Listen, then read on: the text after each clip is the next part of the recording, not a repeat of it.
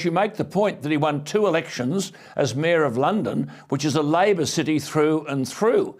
And then, as you said, won the biggest Tory majority since Thatcher, smashed the so-called Red Wall, 60 or so seats in the industrial north of England, which had been Labor heartland for generations. Now, isn't it significant where 95% of the Labor Party in the Parliament at Westminster were in favour of remaining, but 52% of the electorate voted to leave? Basically, those people saw Boris Johnson as the only person prepared to give them a voice and act according to their dispositions.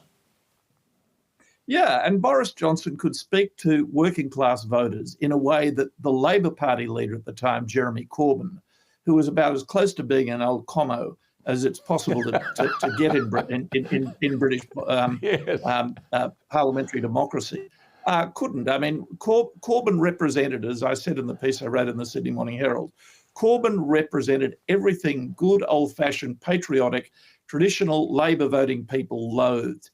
He was cosmopolitan. He was from the elitist suburbs of North London. He didn't speak their language. He was way, way, way to the left of where the Labor Party should have been. Even by British Labor standards, where often there have been quite left-wing leaders, Corbyn was at the very extreme edge of the left. He had nothing to say to traditional Labor voters who were patriots. That's it. These people, they had weathered the massive economic dislocation that was brought about during the Thatcher Revolution. They had stuck for one generation after generation after generation by the Labor Party, and now they were faced with a Labor leader whose politics they found repulsive, and a Tory leader who spoke directly to them and honoured the promise to take Britain out of the EU, which all of those old-style Labor people had voted for. Yes, that's what. Just repeating that point, you see, 52% in the referendum of the public voted leave, yet in Westminster, 95% of Labor MPs were backing Remain. George, surely that identifies a gaping chasm which separates the Liberal elites from ordinary people. Well, certainly that's evident in the United Kingdom, where, I mean, Linton Crosby, who's been a friend of mine for 40 years, said to me when I arrived in the United Kingdom, Linton is the guru behind Boris Johnson, of course, and his campaigns to become Mayor of London in particular.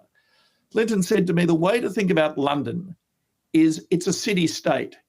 It's like Venice was in the 16th century. It's got nothing to do with the hinterland.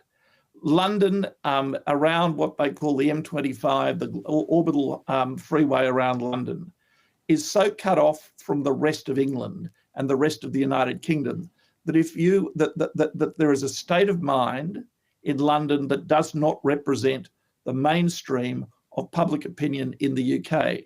Now, there are only about 8 million people live in London. There are about 68 million people live in the United Kingdom. And what Boris was able to do, but Corbyn was not, is reach beyond the London elites, beyond the wealthy elites in the south of England, and connect with people in the Midlands and the north, the old industrial heartland.